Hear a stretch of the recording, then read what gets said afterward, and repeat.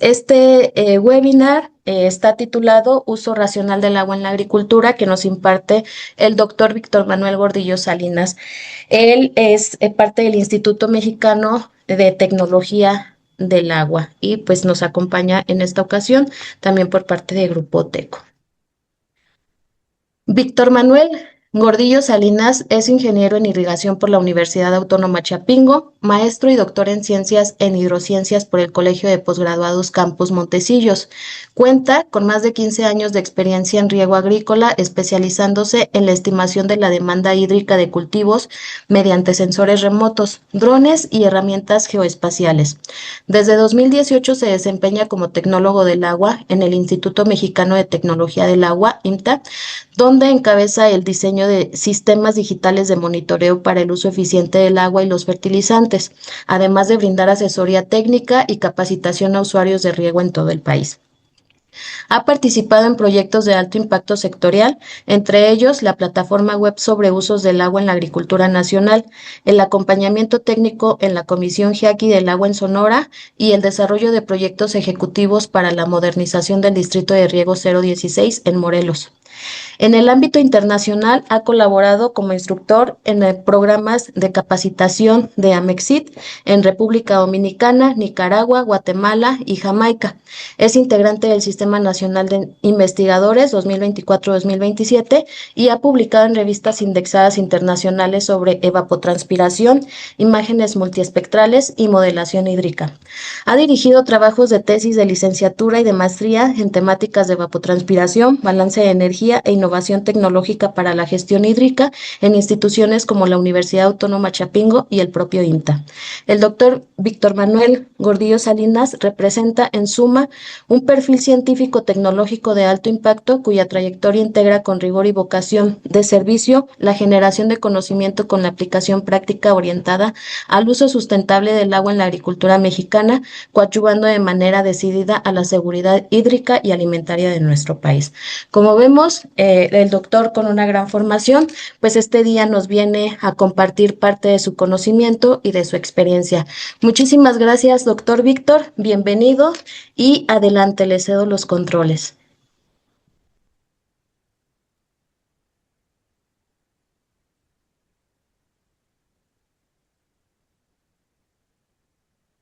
Me parece que no se está escuchando. No, No, no se escucha. no lo escuchamos, doctor. A ver ahí. Listo, ya lo escuchamos. Ok. Bueno, permítame, voy a presentarle la ponencia. Voy a proyectarla. Solamente me confirmen si se ven, por favor. Sí, ya vemos Sí la se ve. presentación. Bueno, antes que nada, pues buenas tardes a todos. Gracias por asistir a este evento. Y también quiero aprovechar para agradecer a los organizadores porque esto se haya, por su esfuerzo y porque esto sea posible, ¿no? Este, espero que este webinar sea productivo para ustedes, enriquezca su conocimiento y les sea de utilidad. De verdad, me da alegría de que exista un espacio donde podamos tener un punto de encuentro y en donde podamos compartir las experiencias y los conocimientos en favor del sector agrícola. No me queda más que pedirles que continúen el webinar y que pues aprovechen esta oportunidad de compartir este conocimiento. Gracias. Sin más preámbulo, pues voy a comenzar. Ya lo comentaron los compañeros aquí presentes. Gracias por la introducción. El tema que hoy les voy a proporcionar es el uso racional del agua en la agricultura.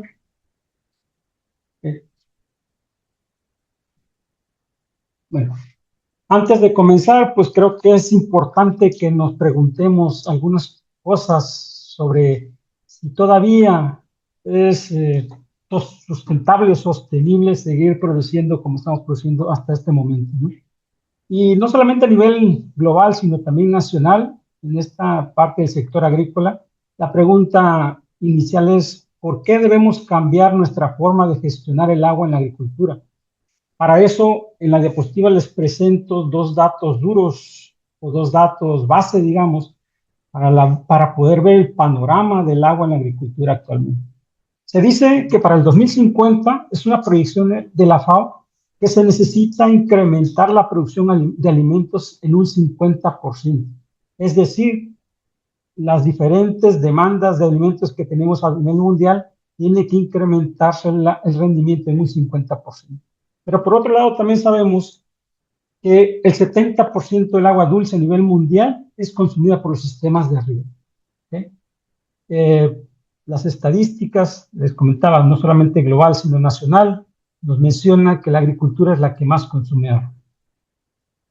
Sin embargo, también tenemos en juego la parte de la seguridad alimentaria. Es decir, que la agricultura de riego, que solamente ocupa el 20% de la superficie agrícola, esta agricultura de riego es la que genera el 40% de la producción de alimentos a nivel mundial. ¿Sí? Entonces, es un reto difícil, es un reto, ahora sí que es un desafío. Por lo tanto, ese reto hídrico en la agricultura converge en tres presiones hídricas, que es, en primer lugar, que necesitamos, como les comentaba, una mayor demanda alimentaria. ¿Por qué? Porque tenemos un crecimiento poblacional que exige producir más alimentos con un detalle, con una restricción. Ya no podemos seguir ampliando la frontera agrícola. ¿Qué pasa si seguimos ampliando la frontera agrícola? Empezamos a tener un daño en la parte de los ecosistemas naturales. Tendríamos que empezar a deforestar, tenemos que empezar a sembrar en lugares donde tenemos un equilibrio ecológico. Por lo tanto, tenemos que producir en la superficie que tenemos actualmente. Aquí tenemos otro detalle. También las poblaciones o los centros de población están creciendo y cada vez demandan más casas, más cuestiones para la población y nos reducen la superficie agrícola. Por otra parte, hay una menor disponibilidad hídrica. Como sabemos, no es un secreto, que hay una sobreexplotación de acuíferos y también hay una reducción de precipitaciones. Estas dos cuestiones comprometen el suministro futuro para la producción agrícola. Y si faltaba otra cosa, también el problema se exacerba por parte del cambio climático. Cada vez tenemos episodios de sequías más frecuentes e intensos que nos van a alterar los patrones tradicionales de riego. ¿Okay? Aquí les dejo como una advertencia, como un reto, como un desafío, que es no solo debemos producir más, sino debemos de producir mejor con recursos cada vez más escasos. Ahora, para entender el contexto nacional y global del agua en la agricultura, aquí les presento una problemática que hemos detectado, que se han detectado en las zonas de riego. Para empezar, nosotros seguimos manejando una asignación de agua desactualizada. ¿A qué nos referimos? Bueno, que los volúmenes se otorgan según registros históricos y por esa parte seguimos ignorando las condiciones reales del suelo y el clima de cada ciclo. Ya tenemos asignadas las láminas, los números de riego, son estáticos, no se mueven y con eso se asigna el agua a las parcelas, a los módulos, a los distritos, etc. Eso ya no puede ser. El clima está cambiando. Tenemos que ajustarnos a lo que en verdad demanda los cultivos. Por otra parte, la eficiencia hidráulica es menor del 50% en los distritos de riego. Es decir, más de la mitad del agua no llega a los cultivos, perdiéndose en conducciones, filtraciones y aplicaciones excesivas. Es decir, tenemos mucha pérdida. ¿Por qué? Por evaporación, por mala operación, por ineficiencia, por infiltraciones, etc. También no tenemos herramientas que puedan medir en tiempo real la condición o el comportamiento del clima y que ésta pueda afectar a la planta, así como estar monitoreando continuamente qué cantidad de agua tenemos en el suelo, y lo cual nos va a indicar cuánto y cuándo debemos regar. ¿Sí? Esta ausencia de datos continuos impide ajustes oportunos, generando tanto sobreirrigación como estrés hídricos en parcela. Y lo último que les había comentado, también tenemos un desperdicio y una baja productividad del agua. Esto es lo que resulta en una creciente presión hídrica sobre los acuíferos y los cuerpos de agua superficial. De este es el tamaño de problemas que tenemos en las zonas de riesgo y que tenemos que empezar a tomar carta en el asunto. Para no solamente mencionarlo, aquí están los datos de la CONAGUA de noviembre del 2023 sobre, bueno, la consulta se hizo en 2026, pero la más actualizada de los datos que reportan ellos es de noviembre de 2023, perdón, y este es la distribución de los acuíferos sobreexplotados en el país. Si se dan cuenta, ¿dónde están? La mayoría están en las zonas agrícolas más importantes del país y en las zonas áridas y semiáridas de nuestro país.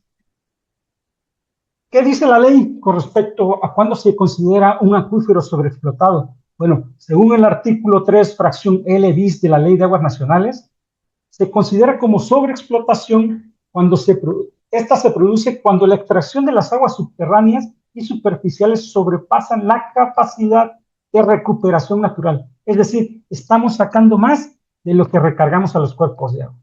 Se consideran o se tienen cuantificados 114 de 653 acuíferos que tenemos en México. Bueno, no vamos a poner todos, pero al menos vamos a ver los 10, ahora sí que el top 10 de los acuíferos sobreexplotados.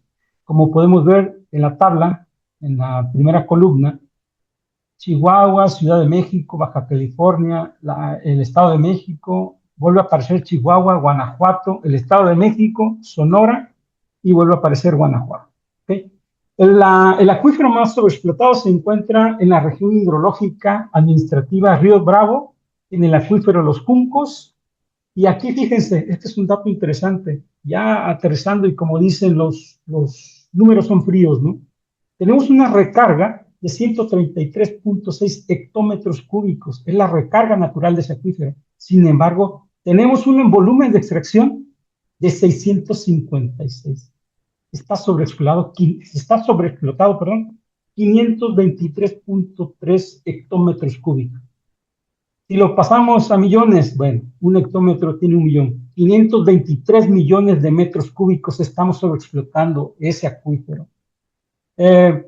Ciudad de México, 469 millones. Península de Baja California, 400 millones. Y así nos vamos. Texcoco, ya que aquí estamos y somos avecindados de Texcoco, el acuífero Texcoco tiene 150 millones de metros cúbicos sobreexplotados. Y Ciudad de México, claro, no se queda atrás, ¿no? La Ciudad de México, que es el Valle de México, tenemos 233 millones volúmenes de sobreexplotación del acuífero.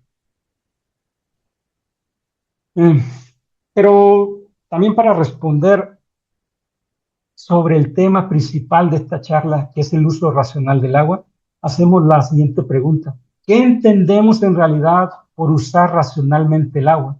Cuando hacemos este tipo de encuesta, las respuestas más comunes es ahorrar agua, regar menos, tecnificar el riego, evitar desperdicios.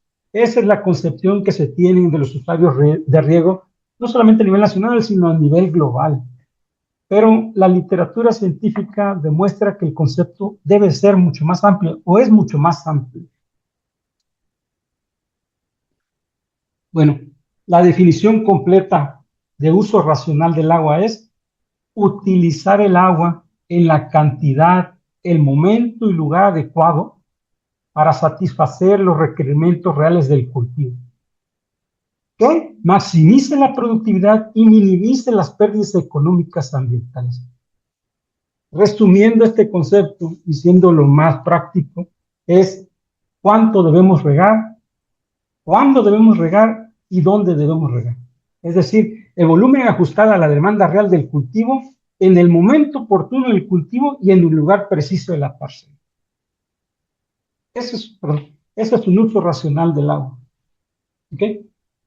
¿Cómo evolucionaron los conceptos? Antes nosotros solamente manejábamos o teníamos una meta de llevar el agua desde la fuente hasta la parcela. Solamente nos decían, ocupamos tanto volumen de agua en la módulo de riego tal y se les entregaba. Solamente era la distribución. Y ahí teníamos tres conceptos principales, que son las eficiencias hidráulicas. Es decir, la eficiencia de conducción, la eficiencia de aplicación y la eficiencia de distribución. Déjenme darle un poquito de zoom a la imagen.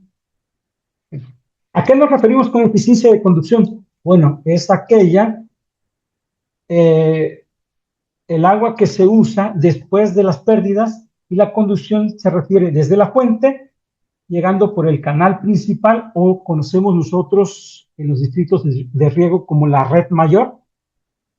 Posteriormente, la eficiencia de distribución es aquella eficiencia o la cuantificación de las pérdidas en la red menor o en la red secundaria. Y por último, la red o la eficiencia, perdón, de aplicación, que es la que se genera en la parcela. ¿Cuánto requiere el cultivo en la zona de raíces? ¿Cuánto hay?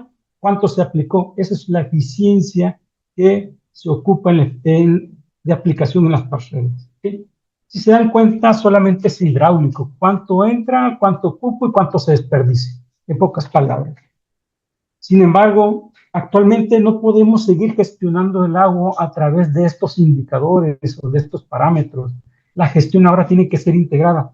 Tenemos que tener indicadores como productividad del agua, la recuperación de retornos. ¿A qué me refiero con la recuperación de retornos? Bueno, esa agua que se infiltra o que se va a ahorrar con la tecnificación, ¿dónde se va a quedar? ¿Se va a quedar en la presa? ¿Va a recargar acuíferos? ¿Va a recargar cuerpos de agua en nuestro ecosistema? Etcétera, etcétera. Tenemos que ver ya no solamente a nivel parcelario, sino tenemos que ver la gestión del agua a nivel de cuenca. Para eso tenemos que ver la parte de sostenibilidad del acuífero y de la cuenca, los impactos ambientales que generamos y cómo hacemos que sea resiliente además al cambio climático. Por lo tanto, en esta diapositiva yo quiero que se lleven que la eficiencia hidráulica ya no es el único indicador importante. ¿Okay? Ahora, siempre hemos dicho que solamente ocupamos un ahorro, pero ahora no, tenemos que verlo como un uso racional. ¿A qué nos referimos con ahorrar agua? Bueno, simplemente reducir el volumen aplicado. Aquí hay un ejemplo de 10,000 metros cúbicos por hectárea que ocupamos una lámina de riego de 1 metro en todo el ciclo, a solamente ocupar 8,500 metros cúbicos por hectárea. Esto es ahorrar agua. Reducimos el consumo, el volumen. Se acabó. ¿Okay? Sin embargo, ahora debemos usar el término de uso racional, ya que significa maximizar el beneficio por metro cúbico, considerando el rendimiento, la productividad y funcionamiento de la cuenca. ¿A qué nos referimos como el maximizar el beneficio por metro cúbico? Es decir, por cada kilogramo, por cada tonelada que produzcamos, cuánto estamos ocupando de agua. En ese indicador es lo que nos va a dar pauta para mejorar la gestión del riego, la gestión del agua en las zonas agrícolas. Las preguntas claves: al reducir el volumen aplicado, ¿en verdad el cultivo produce lo mismo?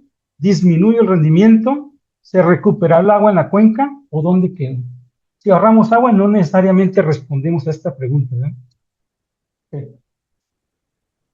Les decía, entre varios indicadores que tenemos para nosotros empezar a gestionar el agua a nivel de zona de riego, está la de la productividad del agua. Esta es una forma más integral de identificar cómo estamos usando de manera más óptima el agua. Es decir, es la biomasa producida por unidad de agua consumida. Y aquí está la fórmula. Simplemente es el rendimiento, ya sea en kilogramos o por hectárea, dividida entre el agua consumida, que son los metros cúbicos, igual en una referencia de 1 hectárea. Este indicador crítico para la producción sostenible en regiones con escasez hídrica. Es decir, cuando nosotros ya tenemos una crisis hídrica, no podemos pensar solamente en ahorrar, sino en el agua que podemos tener en ese momento, cuánto más de rendimiento podemos llegar a conseguir con esta reducción de agua. Para poder quedar un poquito más claro de este tipo de conceptos, aquí les muestro un ejemplo entre ahorro de agua y el uso racional. Digamos que un productor A aplica un volumen de 12,000 metros cúbicos por hectárea y produce 13 toneladas por hectárea. ¿Cuál es su productividad del agua? Bueno, simplemente la división. Y él tenía una productividad del agua de 1,08 kilogramos por metro cúbico. Sin embargo, Por otra parte, perdón, el productor B aplica solamente 8.500 metros cúbicos por hectárea y produce 1 tonelada menos, produce 12 toneladas. Su productividad se eleva. La productividad del agua es 1.41 kilogramos por metro. ¿Sí? A pesar de que el agricultor o el productor B obtuvo menos rendimiento, la productividad o la optimización del uso del agua fue mejor. Estos indicadores son los que nosotros tenemos que tener en cuenta para este tipo de problemáticas que se presentan cada vez más. ¿Cómo hacemos una mejor gestión del agua en las zonas agrícolas? Sacrificando, digamos, de alguna forma, un rendimiento. ¿Ok? Por lo tanto, el objetivo no es gastar menos agua, sino producir más por cada metro cúbico consumido. Bueno, otra de las preguntas que tenemos que hacernos en la producción, con los rendimientos, en las zonas agrícolas, en las zonas de riego, es cómo saber cuánta agua consumen realmente los cultivos. Seguimos regando o aplicando agua, por sentimiento le llamamos nosotros en las zonas hidroagrícolas. O sea, por tradición, así regaron mis abuelos, como que ya le hace falta agua, como que veo la planta medio estresada. O sea, darle cuenta, sí son indicadores, pero hay un elemento clave, un indicador clave que nos dice cuánta agua en realidad están consumiendo los cultivos. Y esto se llama evapotranspiración. Esto es uno de los avances científicos más relevantes de las últimas décadas, que ha sido reconocer que el agua que realmente utilizan las plantas es la evapotranspiración. Es decir, no toda el agua que se aplica es consumida productivamente.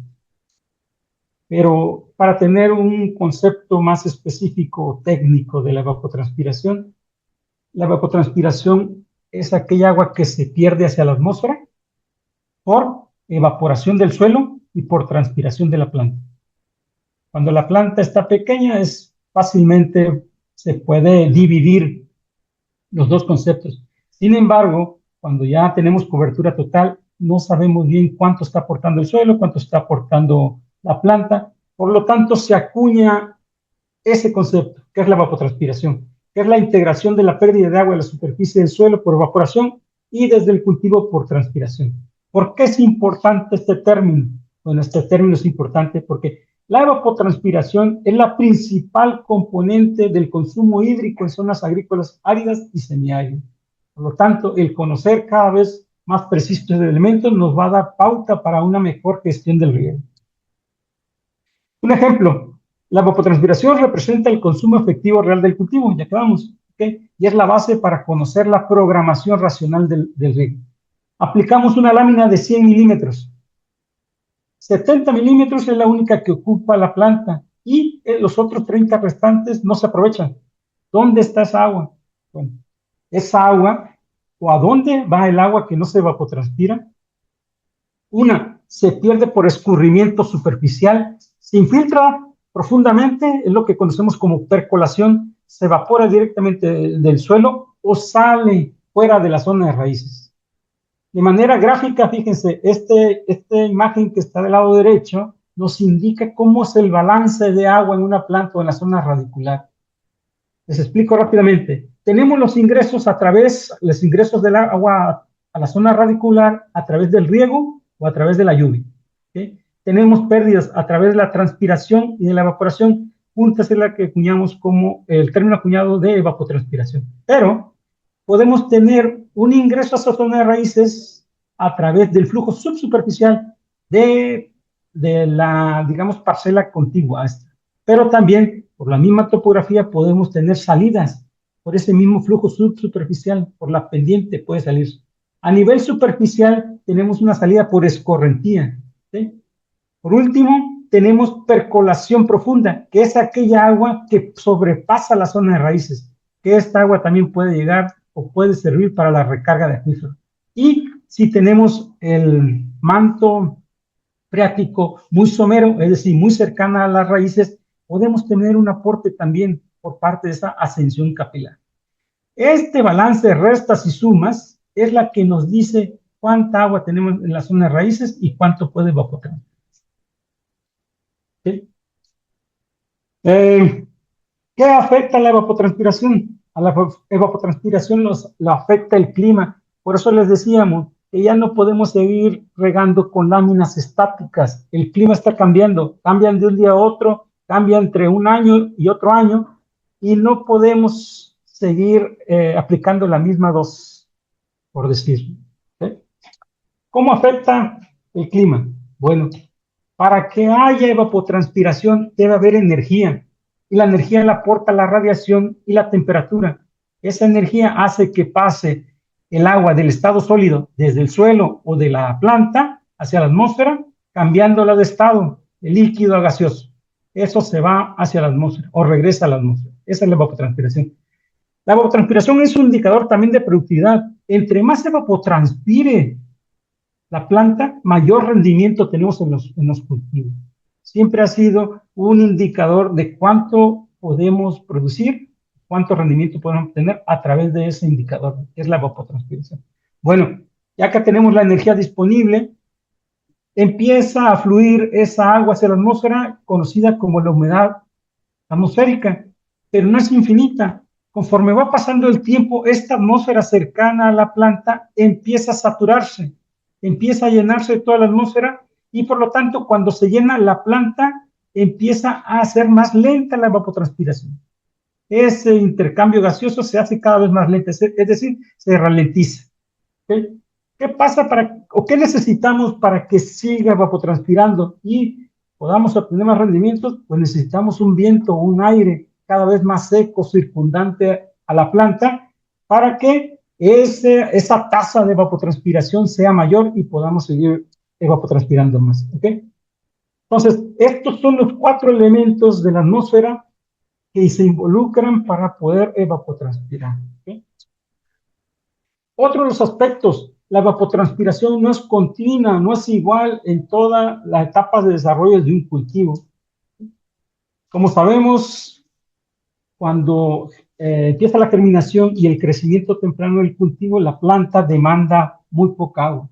Conforme va creciendo y va aumentándose la biomasa aérea del cultivo, va demandando cada vez más agua, hasta llegar a un punto que conocemos como el, el coeficiente de cultivo a mitad de estación. Perdón. El coeficiente de cultivo, ¿qué es? Es el indicador por parte de cada uno de los cultivos de cuánta agua demanda. Además, por tipo de cultivo, por tipo de manejo, por las prácticas que les hagamos, va a afectar a la evapotranspiración. ¿Okay? ¿Cuándo consideramos cada una de las etapas? Cuando tenemos un 10% de cobertura del suelo, estamos en etapa inicial. Cuando tenemos hasta un 70-80% de cobertura del suelo, iniciamos desde 10 hasta 70-80, decimos que estamos en una etapa de desarrollo, y cuando tenemos cobertura total hasta que inicie la senescencia del cultivo, nosotros estamos en una etapa media, y de ahí, de la senescencia hasta la cosecha, inicio de la senescencia hasta la cosecha, estamos en la etapa final del cultivo. Para esto hay tablas en la FAO, el manual 56, que nos indica el tipo de cultivo, la duración de cada una de las etapas y el coeficiente de cultivo correspondiente. Esa es la metodología tradicional de cómo estimábamos la evapotranspiración, es decir, la demanda de agua de los cultivos. Bueno, pero ahora, ¿hacia dónde vamos? ¿Qué estrategias y qué tecnologías tenemos para un uso racional del agua? Cada vez está avanzando la tecnología, nuevas estrategias, la misma necesidad nos está obligando a que mejoremos en la gestión del agua en las zonas agrícolas. Para ello se está desarrollando muchas líneas de investigación, muchos trabajos muy buenos en todos los ámbitos, pero tenemos varios, entre ellos se ha desarrollado la tecnología y las estrategias de riego, el monitoreo en tiempo real, la reutilización del agua es otra estrategia que también se está haciendo para quitarle presión hídrica al sector agrícola, reutilizar el agua. Y también otro tema es la gobernanza eficiente. Ya no podemos seguir asignando volúmenes sin tener conocimiento, sin tener información, sin datos, como se dice.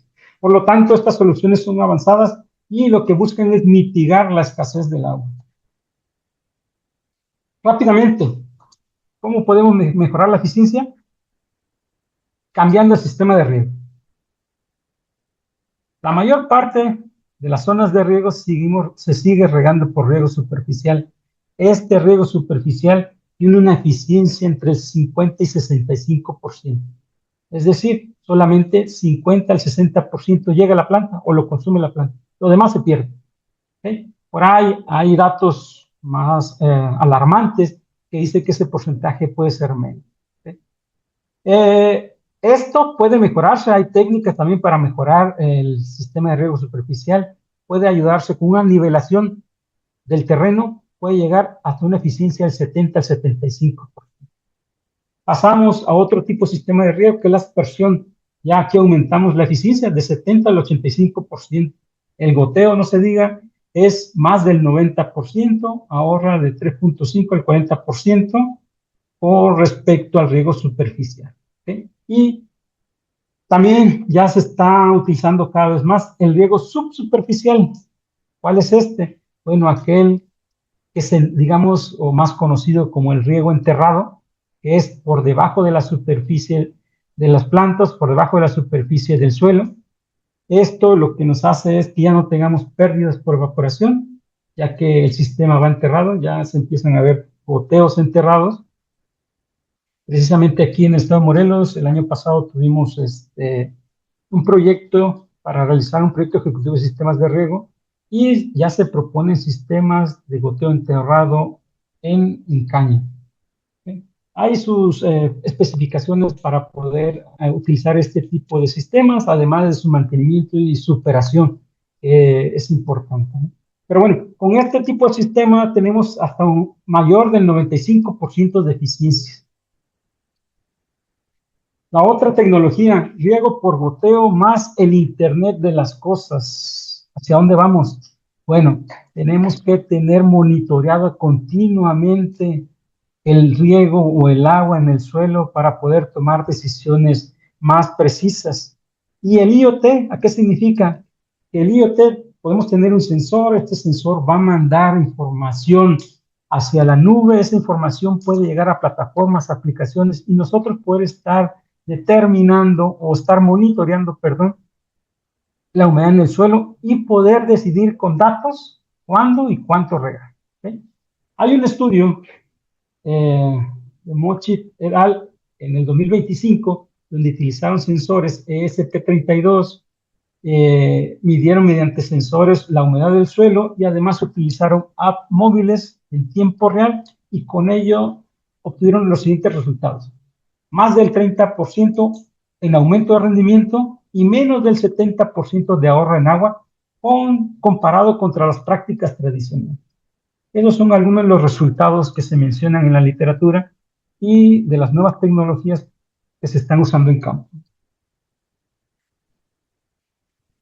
¿Cuál es la otra estrategia? El riego deficitario, es decir, más cosecha con menos agua. ¿A qué se refiere el riego deficitario? El riego deficitario es aplicar deliberadamente una lámina de agua menor que la que demanda el cultivo. Para ser más preciso, aplicar menos agua de la que requiere la evapotranspiración del cultivo. ¿Okay?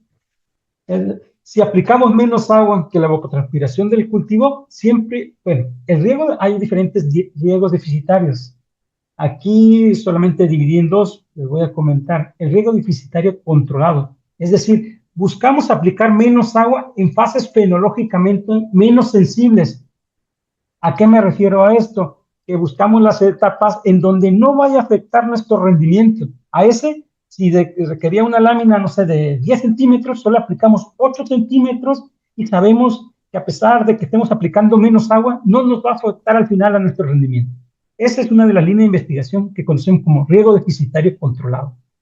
Hay otro tema, otra técnica, otra estrategia, que es el riego deficitario sostenible. Buscamos fases fenológicas menos sensibles. En la sostenible, aplicamos menos lámina de riego en todas las etapas fenológicas del cultivo. ¿Okay? ¿Qué se ha encontrado? Un ahorro del 20 al 40% manteniendo rendimientos competitivos. La otra es el secado parcial de raíces. ¿Okay?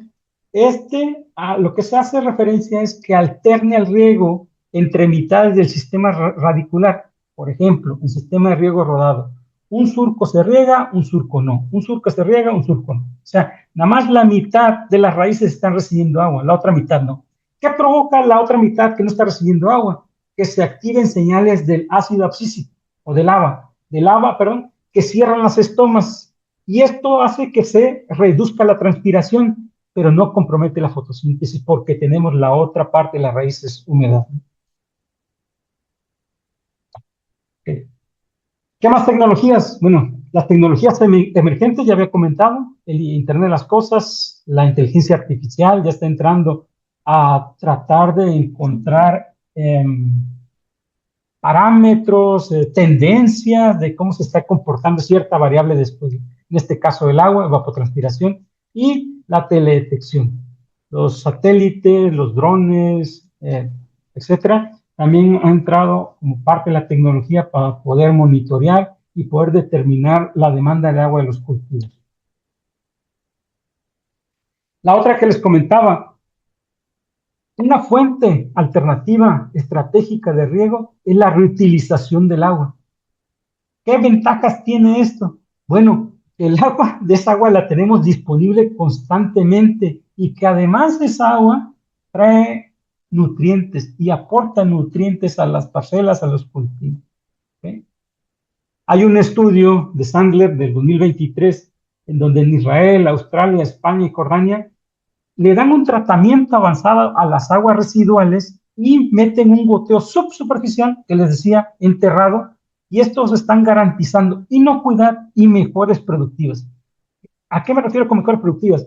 La productividad del agua, el uso eficiente del agua, el rendimiento, el uso eficiente del nitrógeno, etcétera, etcétera. Todos esos indicadores están mejorando con este tipo de agua o han resultado con mayor respuesta positiva, comparado con un estudio que utilizan por una parte agua residual y por otra parte agua limpia, le llaman, y los indicadores han sido mejor, sorprendentemente, bueno, sorprendentemente, sino porque tienen aporte de nutrientes para las aguas residuales.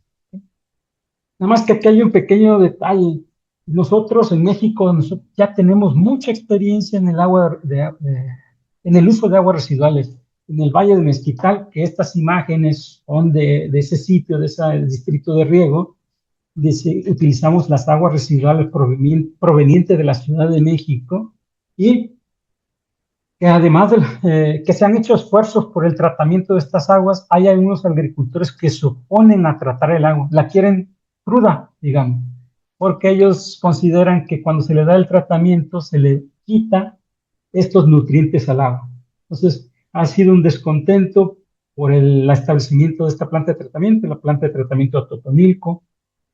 Ellos dicen que se les entreguen tal cual. Sin embargo, aquí podemos llegar a tener un problema de inocuidad o de salud para la población. Aquí hay otro detalle, la planta de tratamiento. Con el tratamiento que se le da al agua se generan lodos. Esos lodos ya no saben qué hacer con ellos. Tienen unos cerros de lodos que están disponibles ahí. Entonces, ellos están tratando de que esos lodos se incorporen a las parcelas porque se considera que tiene ciertos nutrientes que pudieran ayudar a mejorar el suelo. Sin embargo, aún todavía no es aceptado por los agricultores y se está buscando una estrategia, ¿no? De que haya una aceptación para poder hacer un uso de estos residuos del tratamiento de aguas. Otra de las cosas, no todo pueden ser, como decimos aquí, fierros y concretos y varillas, ni nada de eso, y todo eso, perdón, sino también tenemos que buscar soluciones basadas en la naturaleza. Hay muchos esfuerzos realizados, por ahí el CIVIT ha hecho agricultura de conservación a través de como estrategias de siembra directa y coberturas vegetales. También hay que construir los humedales como simulando precisamente a la naturaleza. Estas zonas de humedales lo que nos benefician son zonas de infiltración y también las franjas ribereñas. Otros son los sistemas agroforestales que ayudan a recargar los acuíferos y reducen demanda de riego. Las soluciones basadas en la naturaleza generan retornos ambientales y económicos superiores a largo plazo. Esto Las soluciones basadas en naturaleza no son de corto plazo. Sin embargo, es la que nos va a dar sostenibilidad al agua de riego. ¿Por qué? Porque esa eficiencia que tenemos a través de los sistemas, ¿dónde está? Bueno, tiene que estar ya sea en la presa o recargando acuíferos. Entonces tenemos que ver más allá de la eficiencia a nivel parcelario. Tenemos que ver cómo están nuestros cuerpos de agua, nuestras fuentes de agua. Y tenemos que implementar este tipo de tecnologías también, que ayuden a poder mitigar la escasez de agua o la crisis hídrica. Bueno, en el instituto o su servidor, en lo que más ha trabajado es en la parte de cómo estimamos la demanda de agua de los cultivos a través de los sensores remotos. ¿Por qué? Insisto en que este es un tema mucho más, desde mi punto de vista, mucho más viable. Es porque con los sensores que ponemos en tierra, efectivamente son muy precisos, es un buen manejo. Sin embargo, es muy puntual. Solamente tenemos manejo a nivel de parcela, a nivel de un punto, y con eso manejamos cierta superficie. Sin embargo, pues como sabemos, a veces la agricultura o las tecnologías no son accesibles para todos. Necesitamos de otras tecnologías que abarquen más o que sean de mayor escala. Para eso entran, o hay, ya viene trabajándose algunos años, en la parte de la revolución de los sensores remotos. Uno de los estrategias, digamos, de los modelos que se han usado es el modelo de balance de energía. Metric es un modelo de procesamiento de imagen satelital que estima la evapotranspiración real en grandes áreas con alta resolución. Utilizamos Landsat y la resolución anda más o menos entre los 30 metros, cercano a los 30 metros. Este modelo calcula un balance de energía superficial que es ayudado o apoyado en imágenes satelitales. Es un modelo desarrollado por Bastiansen, que es el modelo inicial, se llama Sebald, después evolucionó a Metric y utiliza imágenes Landsat y obtiene la evapotranspiración real. Esta es la ventaja con las imágenes satelitales. Es la demanda real del cultivo, la que calculamos con KC, que les mencioné anteriormente, y la evapotranspiración de referencia es una evapotranspiración del cultivo en condiciones óptimas o estándar. Es decir, no tiene deficiencia de agua, no tiene deficiencia de nutrientes, no tiene plagas, está en las mejores condiciones. Ese no es una evapotranspiración real, es una evapotranspiración del cultivo. Con el satélite y haciendo un balance de energía, podemos llegar a determinar cuánto en verdad consumen las plantas o los cultivos. ¿Sí? ¿Pero a qué se refiere un balance de energía? Bueno, como sabemos y ya le habíamos dicho, la energía, necesitamos energía para poder evapotranspirar. Pero ¿cuánta energía hay en la superficie? Bueno, entra la energía, se le llama en onda corta, que es la radiación del sol. Entra a la superficie, rebota con la misma superficie, puede ser que la nube absorba cierta energía solar, se calienta, vuelve a entrar energía a la superficie, vuelve a rebotar, pero ya entra en una longitud de onda larga. Todo ese balance de energía que hay en la superficie se engloba en un término que se llama radiación neta. La radiación neta es la cantidad de energía disponible en la superficie. ¿Para qué sirve esa energía? Para tres cosas: para calentar el suelo, para calentar el aire y para evapotranspirar. Entonces, si conocemos la radiación neta que entra o que queda disponible, le restamos lo que sirvió para calentar el suelo, lo que sirvió para calentar el aire, determinamos por una simple resta el flujo de calor latente o evapotranspiración, que se engloba en esta forma. Así es como a través de la energía, de los balances de energía, puedo determinar cuánto está utilizando de energía. Esa energía se convierte en láminas de agua y podemos determinar la demanda de agua de los cultivos. Aquí les decía, esta es la radiación neta. Es la simple resta de lo que entra, rebota, vuelve a entrar por las nubes, rebota, y además lo que emite la Tierra en forma de emitancia, que es todo cuerpo emite temperatura, emite energía. Esas pérdidas y ganancias, que depende del albedo, de la radiación que entra, que sale y de la emitancia, la radiación neta es lo que queda disponible aquí. ¿Cómo utilizamos la imagen satelital en este balance? Bueno, aquí de las bandas de las imágenes utilizamos la reflectancia de la superficie y la temperatura de la superficie. ¿Cómo calculamos el flujo de calor del suelo? De manera rápida, es cuánto va a calentar el suelo. Eso va a depender de la vegetación, del albedo y de la temperatura. ¿Sí? Si está cubierto por vegetación, no va a llegar al suelo y no se va a consumir esa energía en el suelo, sino en la vegetación, ¿no? Propiamente. ¿Sí? Estas son las relaciones empíricas que se han encontrado. Tenemos ciertos condicionantes, cuándo usar una, cuándo usar la otra, pero prácticamente les comentaba que se hacen referencia o se basan en la vegetación que cubre el suelo, en la temperatura y en el albedo. ¿Cómo usamos las imágenes aquí? Bueno, podemos determinar la cantidad de vegetación, la radiación neta y la temperatura y reflectancia de la superficie que estamos monitoreando. El último elemento es el flujo de calor sensible. Es la cantidad de energía que va a calentar la atmósfera. Y esto depende de un gradiente de temperatura. Es decir, conocer la temperatura cercana a la superficie y conocer la temperatura a una altura dada. ¿Cuánto hay de gradiente, es decir, de cambio? Es la velocidad o tasa con que se va a evapotranspirar hacia la atmósfera. Pero no es tan sencillo. ¿Por qué? Porque hay una resistencia por parte de la planta, una resistencia aerodinámica al transporte de calor que nos hace decir la tasa que nos hace determinar la tasa de evapotranspiración. Bueno, esta es la parte teórica. ¿Qué hemos hecho en el instituto? Nosotros lo que queremos es tener una plataforma a nivel nacional en donde podamos decirles píxel por píxel dentro de sus parcelas cuánto está evapotranspirando. Es decir, la demanda de agua del cultivo a través de todo ese fundamento físico teórico que les mencioné anteriormente. Para eso estamos procesando las imágenes, pasamos de procesarlas a nivel local, a nivel de una computadora aquí en la oficina, a procesarlos en la nube.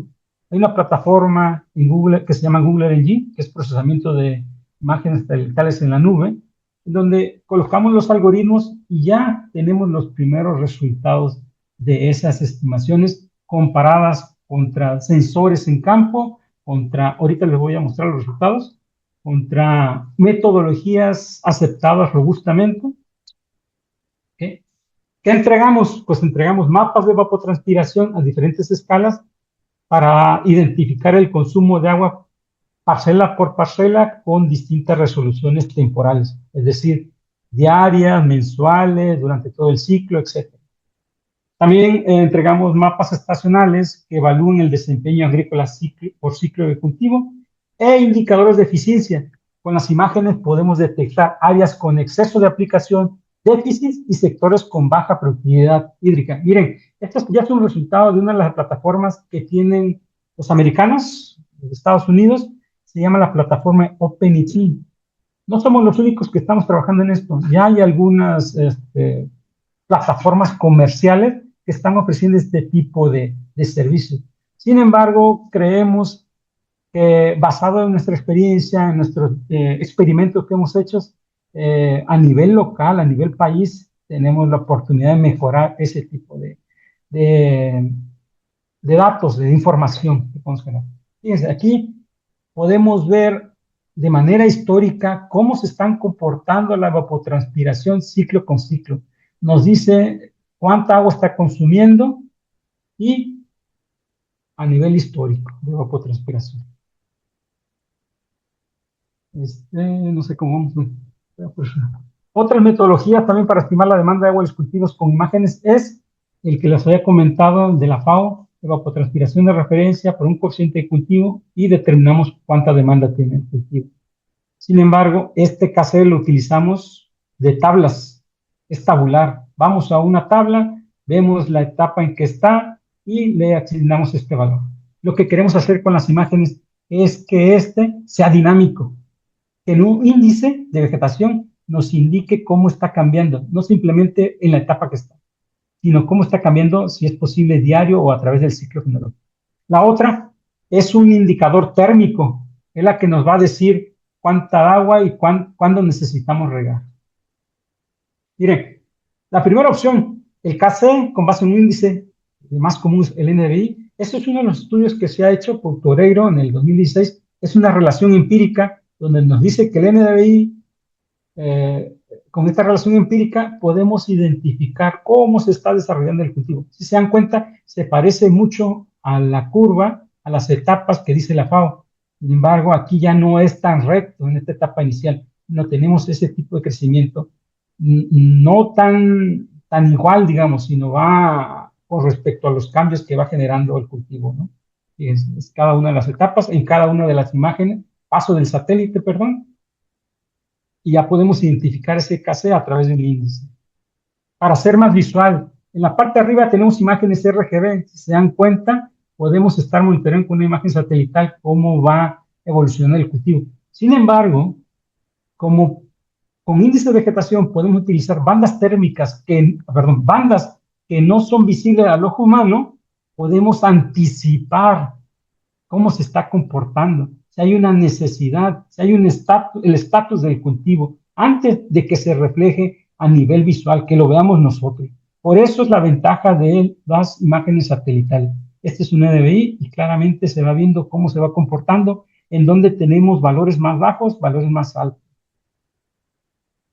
¿Cuál es el diagrama para poder llegar a determinar la evapotranspiración? Bueno, necesitamos imágenes, ya sean de satélite, drones, aviones, globos, etcétera, montados los sensores. Necesitamos datos de estación meteorológica para la ET0. Tenemos los KC a través de NSDVI, determinamos la ET0 y podemos determinar la evapotranspiración del cultivo. Fíjense, este es el módulo de riego en el distrito de riego 010, Culiacán, Humaya. Es el módulo de riego de Culiacancito.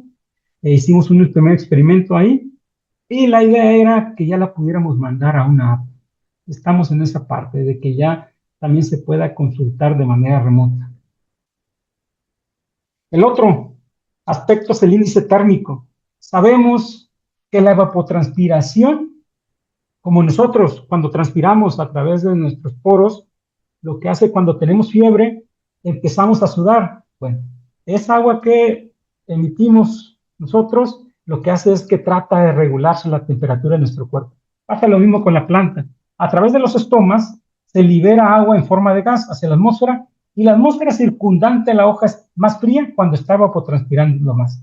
Si empieza a tener un déficit de agua la planta, estos estomas empiezan a cerrarse y impide que pase el agua a través de esos poros, de esos estomas, y por lo tanto empieza a calentarse la superficie de la planta.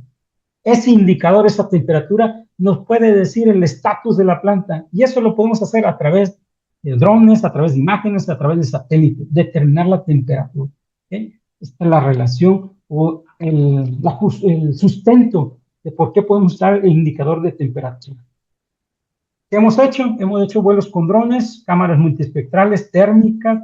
Tenemos que hacer una calibración de campo, un procesamiento de imágenes y obtenemos los mapas de reflectancia, con lo cual podemos obtener el índice, en este caso fue el índice de estrés hídrico del cultivo, el Chrome Water Stress Index. ¿Okay? Con esto, si se dan cuenta, podemos detectar a nivel parcelario en dónde nosotros tenemos un estrés. Uno de los resultados que hemos obtenido, Metric, que utilizamos Metric y además utilizamos imágenes satelitales, es en la costa de Hermosillo. Monitoreamos un cultivo de vid, observando la evapotranspiración con este instrumento que se llama una torre de Eddy covariance. También mide los elementos del balance de energía y determina la evapotranspiración. Este es un instrumento en campo y utilizamos nuestra metodología de imagen satelital, que es Metric. Metric nos da estos valores. Si se dan cuenta, en la primera etapa sobreestima un poco, y ahí tenemos un pequeño detalle que se está corrigiendo, que es donde nosotros tenemos que usar, o estamos proponiendo usar un doble balance. Es el balance de la planta y el balance del suelo. Porque como la planta tiene poca biomasa, entonces lo que más está interfiriendo o metiendo ruido es la evaporación del suelo. Bueno, sin embargo, sigue la tendencia. Conforme va avanzando, el modelo Metric sigue la tendencia del instrumento que tenemos en campo. De manera global, en Metric estimamos 704 milímetros para la vid y la Eddy covariance determinó 680. Si nos damos cuenta, la evapotranspiración medida con imágenes satelitales nos da un valor muy aceptable para poder utilizar esta herramienta. y no solamente tener un dato puntual del área que estamos monitoreando. La otra, hicimos en maíz también para Culiacán. En este caso, utilizamos la metodología de siempre, que es el de la FAO, que les decía. Instalamos un sensor en campo, un sensor que le llaman inteligente, es un FDR. De estos hay varios, hay ADRs, TDRs, este es un FDR, que mide el retorno, la reflectometría en el dominio de la frecuencia. Este ya tiene interconectado a la nube y la nube regresa y ya podemos estar monitoreando en el satélite.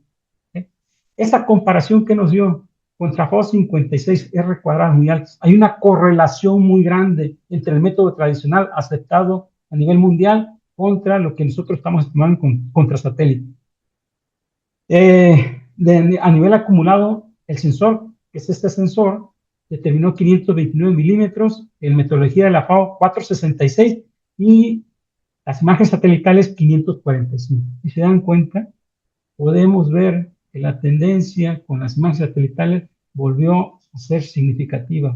Podemos tratar de complementar o darle seguimiento y monitorear las plantas a través de las imágenes. Aquí es uno de los productos. Podemos tener índice foliar, temperatura del cultivo, el albedo, la radiación neta, el flujo de calor del suelo, el flujo de calor sensible y por último, el flujo de calor latente. ¿Sí? Otro de los resultados con el enfoque KCNBI fue en Culiacán. Aquí monitoreamos con un TDR un cultivo de frijol. Aquí están nuestras parcelas de monitoreo y le demos seguimiento a determinar el KC a través de NBI con imágenes Landsat 8 y Sentinel-2. ¿Qué obtuvimos? Aquí está nuestro TR instalado para estar viendo la humedad. Estuvimos descargando los datos. Aquí sí hay que darle créditos al maestro Mario Montiel, que es un compañero de aquí en el instituto, que hizo todo este análisis y se puede ver cómo hay un aumento en la humedad cada vez que hay un riego. Fíjense, un riego 1, riego 2, y aquí hubo una lluvia, también fue sensible a la cantidad de humedad a través de la lluvia. Lo que él determinó fue 140 milímetros de agua ocupadas para el frijol en esa zona de experimento, ¿no? Perdón, no eran 100, eran 140, bueno, era hasta ese día. Ya en total, prácticamente a 180 milímetros que consumió de agua en las diferentes etapas tecnológicas del cultivo, la acumulada a 180 milímetros. Eso lo comparamos contra los índices que nosotros utilizamos alrededor de 10 índices de estas relaciones empíricas de campo y obtuvimos esto. ¿Sí? Esta es la relación que tenemos, cómo se va el comportamiento. Sin embargo, también vimos que es poco sensible el índice a los cambios bruscos. Lo verde son los cambios de humedad en el TDR. Los índices son mucho más estables. Sí, tiene que haber un cambio muy abrupto para que haya una caída en el índice. Es lo que dice. Al final de cuentas, un índice es un dato muy estructural de la biomasa del cultivo. Ahí estamos pensando en mejor meterle la variable de temperatura y ver si tiene mejor tendencia a las caídas. ¿Qué obtuvimos? Bueno, con las diferentes funciones de estos autores, comparado con el TDR, todas sobreestiman.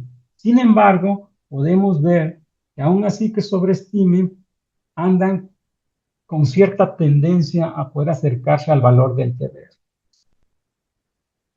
El índice térmico que utilizamos, lo utilizamos en Chapingo, en un cultivo de lechuga, un sistema de riego por goteo, y queríamos ver cómo se comportaba el CWSI, que es el Crop Water Stress Index, con las imágenes y con datos de TDR.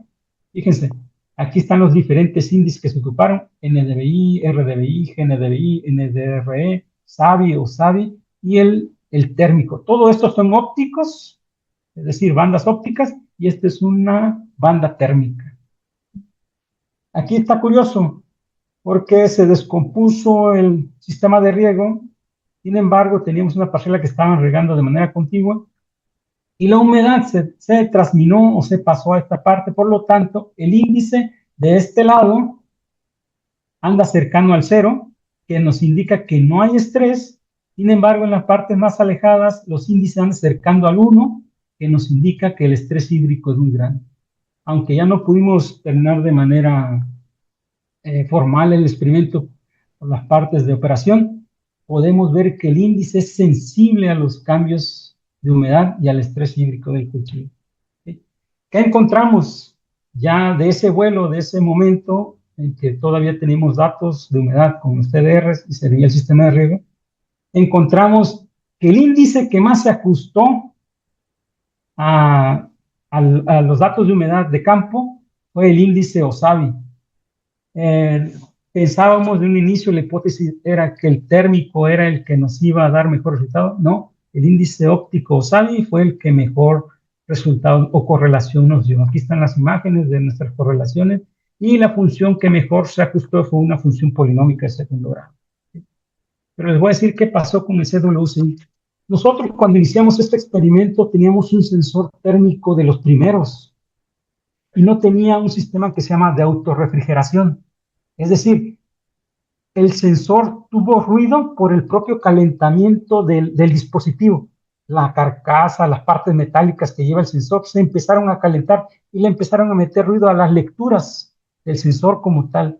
Los nuevos sensores térmicos que hay ahora tienen un sistema de autorrefrigeración, es decir, todas estas partes que componen el hardware, que componen al sensor, ya se autorrefrigeran y nomás toma la parte de lo térmico de la superficie o a lo que estamos nosotros monitoreando. Le quita ese ruido. Creemos que eso fue la parte que no pudo dar que el índice de estrés hídrico térmico nos diera el mejor rendimiento. Bueno, aquí está, pues antes que nada, yo quiero agradecer a todas las personas que siempre han estado apoyándome. Los diferentes experimentos que hemos tenido en trigo, lechuga, tuvimos allá también, se llama una empresa que produce té, en Valle de Bravo, ahí instalamos este tipo de sensor, en pepino, otro tipo de sensor también inteligente, etcétera, etcétera, los drones que hemos usado, los muchos errores que hemos tenido, en cuenta aquí viene, nos cayó el dron, aquí cuando regresó ya no tenía tapa, etcétera, las mediciones que hicimos, el laboratorio, etcétera. Todo esto hemos seguido un rigor científico para poder dar las mejores recomendaciones o no solamente aceptar la tecnología de fuera tal cual, sino hemos tratado de validar este tipo de tecnología. ¿Qué creemos en el instituto? Bueno, creemos una aplicación para un programa nacional que ayude a los distritos de riego a cuantificar el consumo real, evalúe el cumplimiento de volúmenes concesionados y priorice inversiones. A veces no sabemos dónde tenemos que invertir. Esta herramienta nos puede decir en qué condiciones estamos en diferentes áreas. Este está muy bien, este está medianamente bien y este está mal. Hay que priorizar dónde debemos de invertir. ¿Okay? La otra es modernizar la infraestructura hidroagrícola, identificando estructura ineficiente, sectores con mayores pérdidas y áreas prioritarias para tecnificación.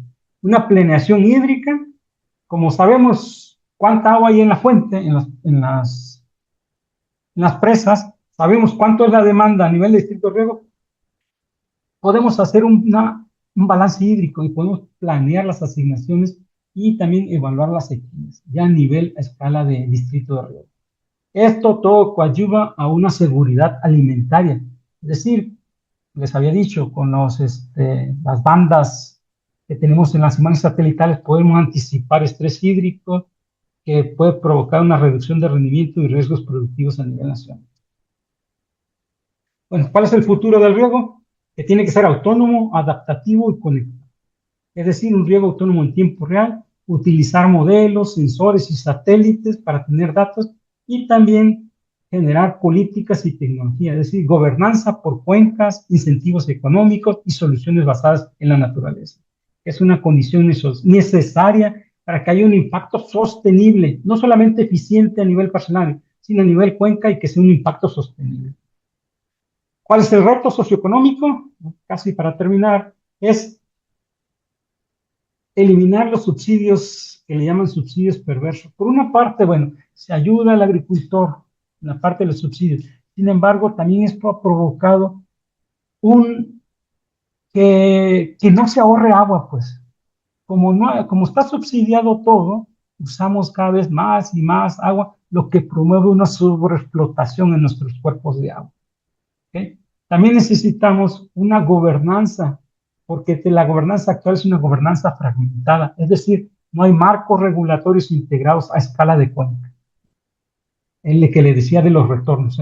Generamos una eficiencia a nivel parcelaria, sin embargo, en realidad está retornando a la atmósfera o al nivel de cuenca, a nuestros cuerpos de agua, esa agua ahorrada. Son de las preguntas que tenemos que tener. Gobernanza también, una gobernanza también es referente a las políticas. Si queremos implementar este tipo de tecnologías, ¿qué necesitamos primero? Pues la interconectividad. No tenemos en algunos lugares redes para poder estar monitoreando los sensores, que estén mandando información a las computadoras, a las aplicaciones. Entonces necesitamos, para empezar, que haya sistemas interconectados y esa es una parte que el gobierno debe estar apoyar o regularizar. ¿Okay? Y la otra, la brecha tecnológica. Los pequeños agricultores sin acceso a riego preciso ni datos agrometeorológicos.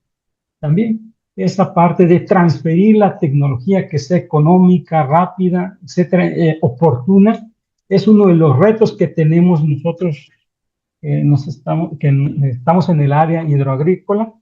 Por ejemplo, tuvimos un proyecto con FAO, en el Instituto de Riego 020 en Morelia. Hicimos una encuesta de qué tanta aceptación tendría este tipo de tecnologías.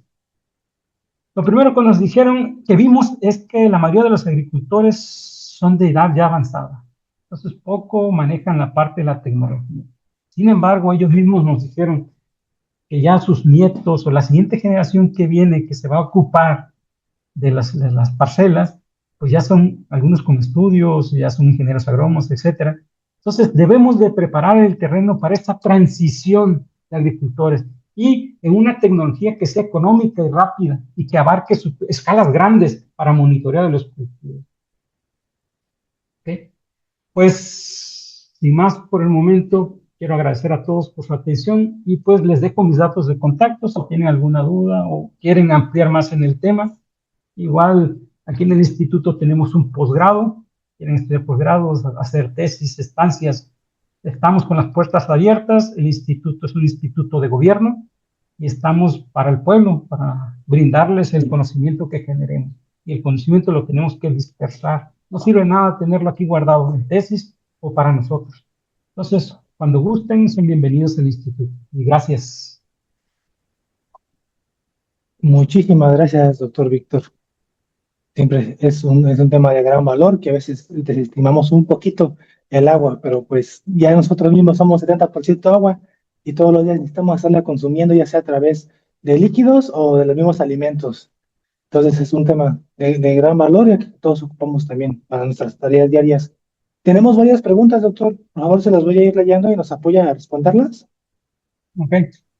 Sí, mire, tenemos aquí la primera, que dice, doctor, dice, buenas tardes, una duda. ¿Qué tanto aumenta o disminuye la pérdida de agua si se riega en la noche comparado con si se riega en la mañana? Bueno, ahí el, el fundamento es que al no haber energía proveniente del sol, la evaporación eh, que puede generarse, pues es menor durante la noche, ¿no? Sí hay estudios algunos que dicen que existe alguna reducción. Sin embargo, yo creo que principalmente lo que tenemos que saber es cuánto necesitamos herramientas para poder determinar y poder hacer una gestión más precisa, más que la estrategia si riego en la noche o riego en el día, ya que seguimos aplicando láminas en exceso. El sobreriego es el principal problema. Y el problema del sobreriego es porque no conocemos de manera precisa cuánto debemos de aplicar y en qué momento. Esas son las grandes preguntas a resolver. Sí hay una reducción, sí existe una reducción, sin embargo, considero que deberíamos de primero tener una herramienta que determine la cantidad precisa del consumo de agua o la demanda de agua de los cultivos. Muchas gracias, doctor. También tenemos una pregunta complementaria que dice que la transpiración de las plantas se puede medir en laboratorio o cómo es que esta se mide. Bueno, la evapotranspiración, hay varios instrumentos que podemos medirla. En laboratorio, yo creo que sí, no lo he medido como tal en laboratorio, pero podemos tal vez ligarlo a alguna conductancia estomática, la apertura o cierre de los estomas, pero más lo que hemos hecho, que lo que queremos nosotros es que sea a escala grande, que sea a escalas de módulos de riego, distritos de riego. Utilizamos instrumentos como los eddy covariance, o son los remolinos o la covarianza de remolinos, que es la que nos mide el balance de energía en campo, como el que les mostré en los experimentos que hemos tenido.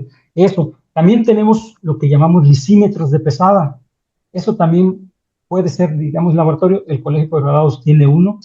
Lo que hace un lisímetro pesada es, tenemos aislada un área que tiene tierra, tiene cultivo arriba y se le riega, ¿vale? Se riega y se mide el peso.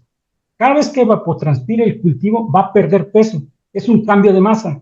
Ese cambio de peso está sobre una báscula, es el lisímetro. Ese cambio de peso es lo que nos indica cuánto está evapotranspirando. Y así es como nosotros estamos midiendo la evapotranspiración. Cada vez que pasan los días, el peso va a ir reduciéndose porque se está perdiendo agua que estaba dentro del suelo. ¿Okay? Así podemos, digamos, de alguna forma medir en laboratorios con los lisímetros de pesada. Otra, los lisímetros de drenaje.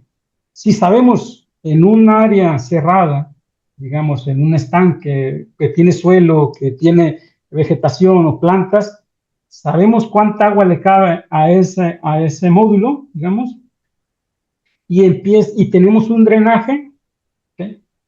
Le echamos agua, hacemos un balance, cuánta agua entra, cuánta agua sale, y el cambio que hay, el balance de drenaje, es lo que nos dice cuánto está evapotranspirando. Así también podremos medir la evapotranspiración de manera práctica. Muy bien, doctor. Es complementaria a la pregunta anterior. ¿Hay forma de medir la evapotranspiración también en alguna unidad de producción?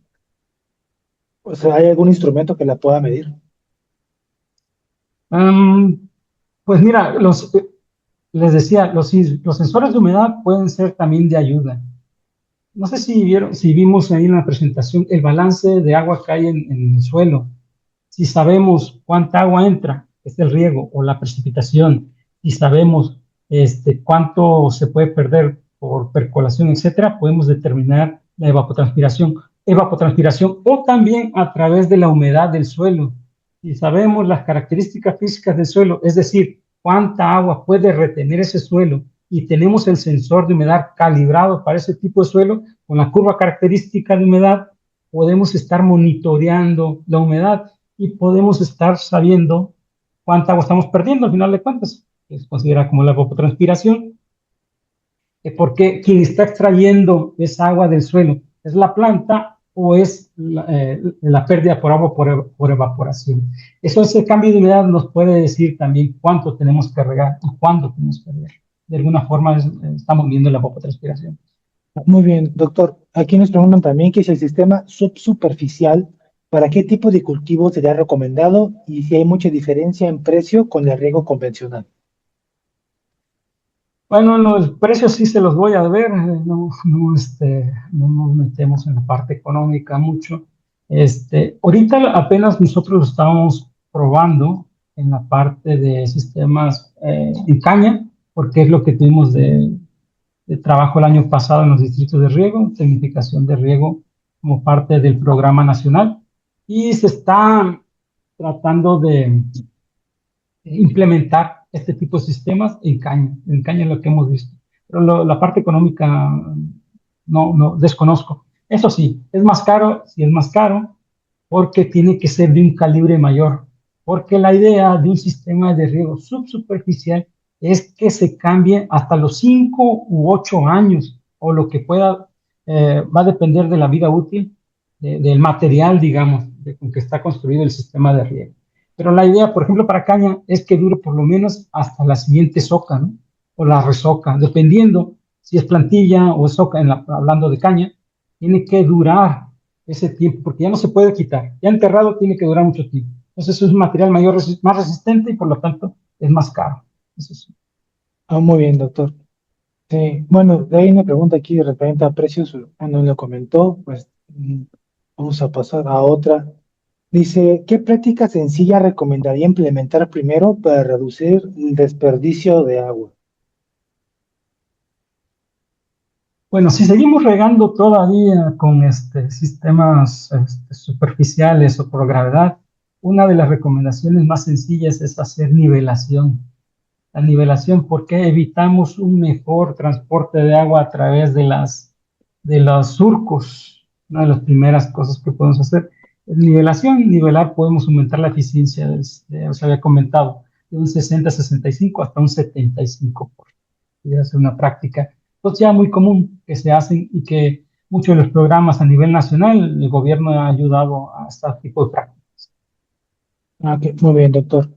También nos preguntan, bueno, aquí nos preguntan, es similar a la pregunta, ¿no? ¿Qué sistema es el mejor, bueno, bonito y barato, con el triple B, para empezar con ahorrar agua? Uf, esa es la pregunta es simple, ¿no? Yo me acuerdo que le preguntaba, fui a una estancia y le preguntaba a la doctora que hizo estancia, ¿cuál es el mejor sensor, doctora, para medir mejor la humedad en el suelo? Y ella me comentó que el mejor sensor es el que yo tenga disponible, porque puede ser que sea más preciso uno que sea mucho más caro, pero no voy a tener disponibilidad de. Entonces, cualquier sensor, cualquier metodología, todas, mientras tengamos un dato, por lo menos que se aproxime a la cantidad de demanda de agua, es bueno. No es necesario, si el recurso no lo tenemos, no es necesario empezar con con los costosos. Podemos empezar, fíjense, hay una prueba muy fácil que es la parte de prueba gravimétrica. Es solamente sacar una muestra de suelo, pesarlo en húmedo, llevamos a una estufa o lo secamos al sol, también lo han secado al sol, hasta que quede lo más seco posible, y luego pesarlo en seco. Ese cambio de peso que hay nos indica cuánta humedad tiene nuestro suelo. Por eso, insisto, si tenemos el dato de humedad, todas las demás prácticas ya van a ser complementarias, porque ustedes van a saber en realidad si todavía no requiere riego o ya requiere riego en nuestro cultivo a través del contenido de humedad del suelo. Y simplemente es pesar en húmedo, pesar en seco, tener una densidad aparente, que también hay una práctica muy fácil en campo, y ya podemos determinar el volumen de agua que tenemos en ese momento y cómo todavía podemos mantener el riego o ya empezar a regar. O sea, la oportunidad del riego. Muchas gracias, doctor. Tenemos aquí, en el caso a nivel productor, ¿cómo podría saber de este mismo, identificar en qué etapa del cultivo debe de aumentar o reducir su riego? ¿Cómo, perdón? A un nivel en campo así, el productor, un productor, ¿cómo podría identificar él, o sea, por sí mismo, en qué etapa de su cultivo debe incrementar su riego o reducir su riego? Bueno, hay muchas investigaciones hechas y hay mucha información ya probada, validada. Por ejemplo, aumentamos los riesgos conforme va aumentando, digamos, las láminas deberían de ser mayor demanda en las etapas de mayor cobertura del suelo se le llama. Es decir, que prácticamente es pura vegetación, ya casi no se ve el suelo. Es lo que les decía en las etapas medias. ¿Con qué etapas fenológicas coinciden? Con floración, llenado de fruto. Por eso esas etapas son sensibles y es donde nosotros tenemos que tener más cuidado en el manejo del riego. Son etapas donde no le puede faltar agua porque eso impacta en el rendimiento final del cultivo. Entonces, de manera práctica, bueno, entre más biomasa hay, más demanda de agua por parte de la planta y la obtiene del suelo, ¿no? Digamos, podría ser una respuesta así muy práctica. Gracias, doctor. Aquí nos pregunta un compañero acerca de una, bueno, herramienta o un medio que dice que el uso de gel para retener el agua y que vaya liberándola poco a poco tendrá ya evaluaciones, por ejemplo, con lluvia sólida o hidrogel. Sí, yo no me he metido mucho en eso, pero sí he visto algunos compañeros aquí que han hecho tesis ya de eso. Y efectivamente, sí hay una mayor retención de humedad y que tenemos humedad más disponible en el suelo. Sin embargo, hasta donde se quedaron ellos es de parte de la viabilidad económica. ¿Cuánto cuesta poner hidrogel en superficies pequeñas? No mucho, pero ya empezamos a hablar de hectáreas o 200 hectáreas, pues económicamente ya no es tan viable, pues, digamos, en la parte económica. Sin embargo, sí tiene esos beneficios que se mencionan: mayor retención de humedad, mayor disponibilidad de agua, etcétera, etcétera. Eso es lo que podría yo comentar, ¿no?, de lo que yo he revisado, esa parte. Gracias, doctor. Aquí tenemos una pregunta un poquito larga que, bueno, es más su opinión, nos dice que es más su opinión. ¿Qué opinión tiene usted de los cultivos básicos como el maíz y el frijol, que se producen en su mayoría bajo temporal, pero el temporal es muy errático o muy abundante? ¿Qué opina de esta situación? Ya que invertir en un sistema de riego en esos cultivos no es costeable. Ok. Efectivamente, bueno, ya vamos a empezar un poquito con la parte económica, ¿no? Eh, Siempre hablamos de sistemas de riego hacia de gravedad, hacia goteo, y ahorita hablamos de subsuperficial. El problema es que la inversión inicial de este tipo de sistemas es muy alta, ¿ok?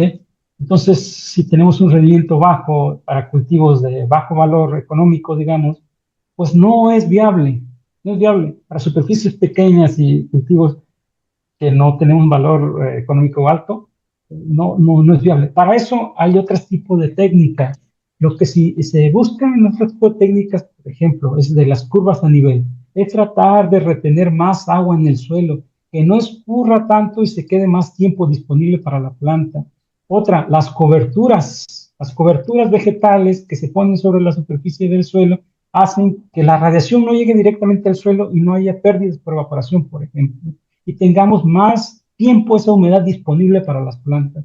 Podría ser una de las cosas. Hay otras que se llaman las keyline. Keyline también es buscar a través de este tipo de técnicas, buscar que se mantenga más tiempo la humedad en el suelo. Pues no es necesariamente siempre tener que tener tecnologías de sistemas como tal avanzados, goteos, superficial, aspersión.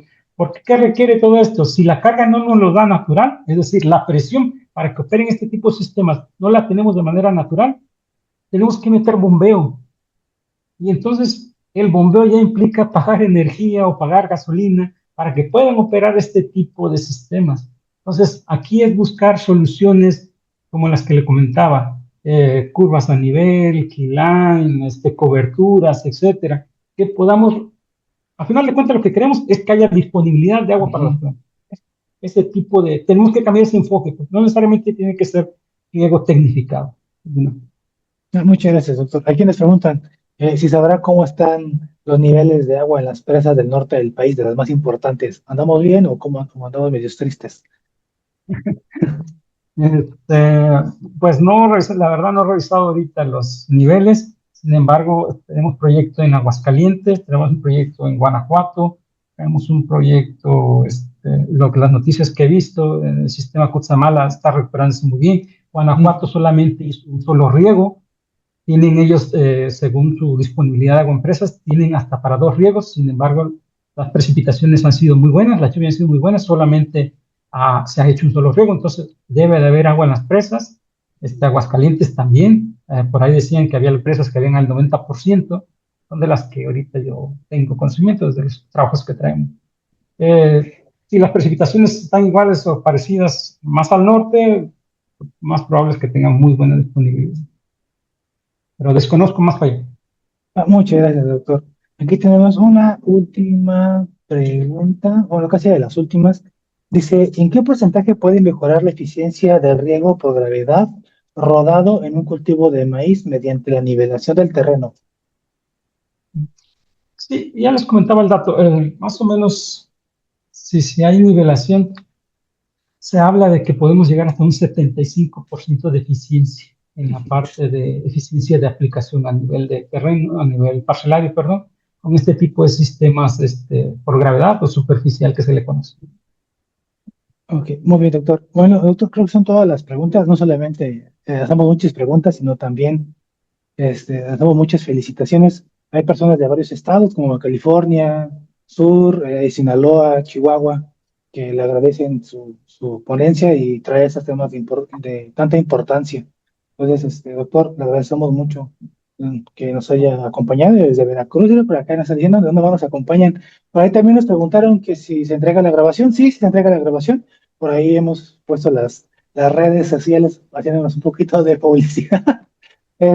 Ahí se nos gustan seguir, vamos a publicar en nuestros estados para en cuanto esté disponible, o pueden preguntarnos, invitamos a seguirnos también para cuando esté disponible hacerles llegar la grabación del webinar.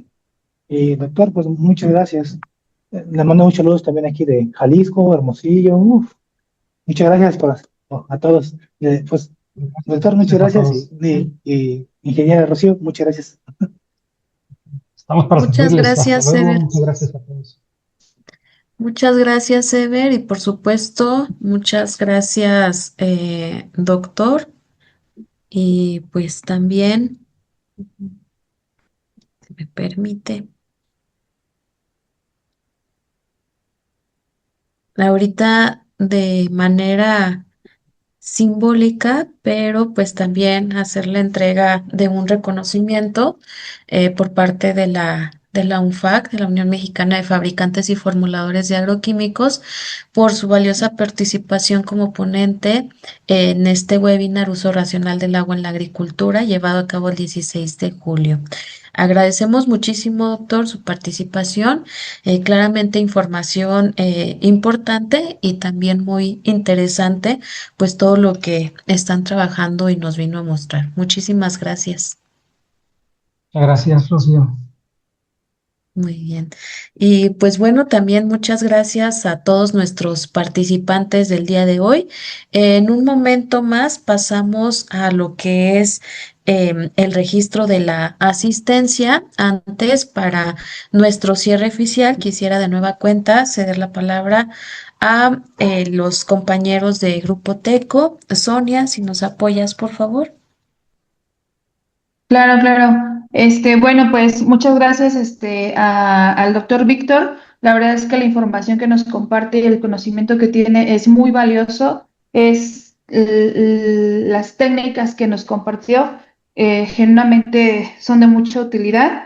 Y pues bueno, de nuevo reiterando la amistad que tenemos con el doctor Víctor y Grupo Teco. Muchas gracias por tu apoyo.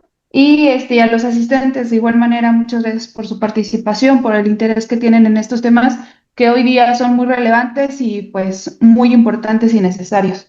Y pues a la UNFAC, muchísimas gracias, Rocío, gracias por tu apoyo en la organización de estos webinars y pues seguimos aquí a la orden para futuros temas.